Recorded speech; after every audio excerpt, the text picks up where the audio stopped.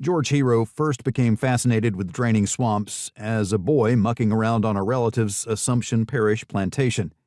No wonder, children seemed drawn to manipulating water. Put a child on a beach or by a stream, and little hands immediately get to work ditching, damming, and directing water against gravity and common sense.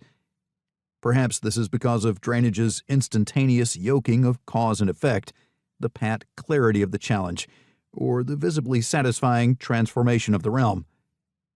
Drainage is hydraulics applied. When the rain falls on land, some of the water gets absorbed into the soil body or retained on the surface, a portion of which evaporates. The rest, called runoff or stormwater, flows across the surface depending on its hydraulic head, namely the gradient from source to destination, called an outfall, which may be a stream, bayou, river, canal, lake, bay, or ocean. If the hydraulic head is strong, the runoff flows swiftly, and the land surface drains effectively. If weak, runoff flows slowly and may back up on itself.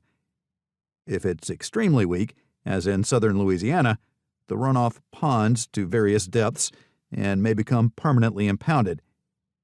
If that ponded area is forested, it's called a swamp. If it's grassy, it's a marsh. If it merges with tidal zones, it's a saline marsh.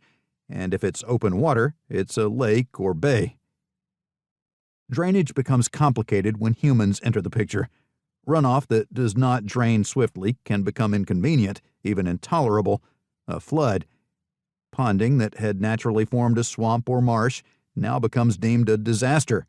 The ensuing engineering interventions aimed to prevent a future flooding disaster drastically alter the value of land to humans, and once that new valuation is built upon, those engineered drainage systems become absolutely essential for any future value to be added.